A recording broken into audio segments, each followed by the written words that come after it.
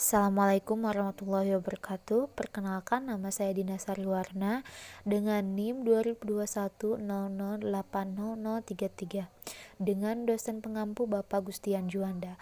Di sini saya akan menjelaskan tentang akuntansi manajemen cost volume profit analysis. Cost volume profit assumption and terminologi yaitu adalah perubahan tingkat pendapatan dan biaya muncul hanya karena perubahan jumlah produk atau jasa yang diproduksi dan dijual. Yang kedua, total biaya dapat dibagi menjadi komponen tetap dan komponen yang variabel sehubungan dengan tingkat pengeluaran. Ketiga, bila dibuat grafik, perilaku pendapatan total dan total biaya adalah linear atau garis lurus dalam hubungannya ke unit output dalam rentang yang relevan dan periode waktu. Yang keempat, harga jual unit, biaya variabel unit, dan biaya tetap diketahui dan konstan. Yang kelima, analisis mencakup produk tunggal atau mengasumsikan bahwa bauran penjualan ketika berlipat ganda produk yang dijual akan tetap konstan seperti tingkat total unit terjual berubah. Yang keenam, semua pendapatan dan biaya dapat ditambahkan dan dibandingkan tanpa memperhitungkan waktu nilai uang. Perilaku biaya. Salah satu tujuan utama manajemen biaya adalah controlling dan reducing cost. Manajer akan sulit mengendalikan biaya sebelum memahami perilaku biaya. Lalu selanjutnya, apakah perilaku biaya mempengaruhi aktivitas organisasi? Jawabannya betul. Perilaku biaya berhubungan dengan mempengaruhi aktivitas organisasi. Cost driver atau pemicu biaya. Pengukuran output atas penggunaan sumber daya dan aktivitas tersebut. Contoh biaya yaitu seperti upah pegawai, gaji supervisi, maintenance wage, penyusutan pabrik atau mesin perlengkapan, dan energi. Contoh cost driver yaitu jumlah jam kerja langsung, jumlah yang disupervisi, jumlah jam mesin, dan jumlah KWH. Perbandingan variabel dan fixed cost. Variable cost adalah biaya yang berubah secara proporsional dengan perubahan dalam cost driver.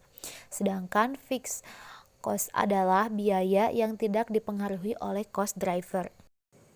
Rules of thumb adalah total fixed cost besarnya akan tetap meski terjadi perubahan di dalam pemicu biaya aktivitas, dan biaya per unit variabel senantiasa tidak berubah meski terdapat perubahan dalam pemicu biaya aktivitas. Relevant range.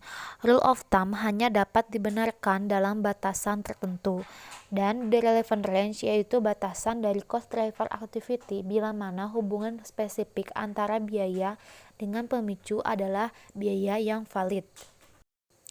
Cost Volume Profit Analysis atau CPP mempelajari hubungan dan pengaruh volume penjualan atau sales, biaya atau cost, dan laba bersih atau net profit. Dan apa itu CPP? CPP adalah break-even point atau BEP. BEP adalah titik total revenue sama dengan total cost atau zero, atau laba operasinya sama dengan nol, tidak untung dan tidak rugi, atau dapat disimbolkan dengan yang ada kita lihat di sini. Lalu break-even point adalah batas antara untung dan rugi, dan batas itu sangat penting untuk menentukan tujuan. Berikut ini adalah rumus-rumus yang akan digunakan oleh CPP basic formula. Seperti yang lihat di sini, berikut ada beberapa keterangan. TC atau total cost, TFC total fixed cost, VC variable cost per unit, TR total revenue, P price per unit, Q quantity, dan economic profit atau operating profit. Yang ini di sini diartikan bahwa before tax profit, net income, and net after tax profit. Berikut ini adalah ilustrasi soal. Di sini sudah diketahui TFC-nya $45, price-nya 400, VC-nya $325, dan tax rate-nya 40%. Yang ditanyakan berapa unit BEP dan berapa dolar BEP. Di sini bisa langsung dijelaskan menggunakan rumus tersebut. Langsung saja, jadi BEP-nya menghasilkan 6.000 dan dolar BEP-nya menghasilkan 240.000. Setelah itu menggunakan laporan laba rugi. Di sini bisa dilihat salesnya 240.000, variable cost-nya 195.000 dan contribution margin-nya itu 45.000.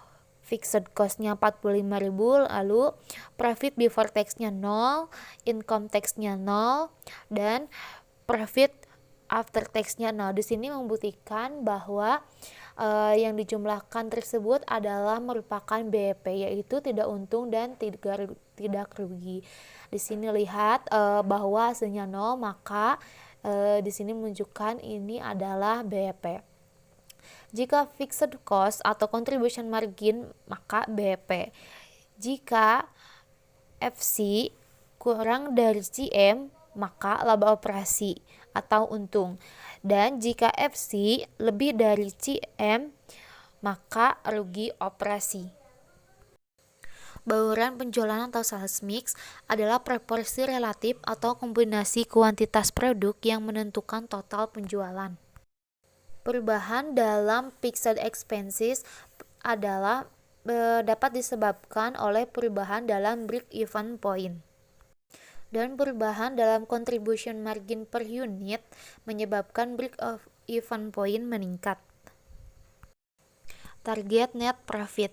Teknik contribution margin, manajer dapat juga mempergunakan CPP untuk menentukan total penjualan dalam unit maupun moneter untuk mewujudkan target profit. Dengan rumus, target sales volume in unit sama dengan fixed expense ditambah target net income dibagi contribution margin per unit. Contribution margin dan gross margin. Contribution margin memfokuskan pada penjualan berkaitan dengan semua biaya variabel, dan gross margin memfokuskan pada penjualan berkaitan dengan cost of goods sold. Baik, sekian presentasi yang saya sampaikan. Mohon maaf bila ada kesalahan dan kekurangan materi. Saya ucapkan terima kasih atas waktunya. Wassalamualaikum warahmatullahi wabarakatuh.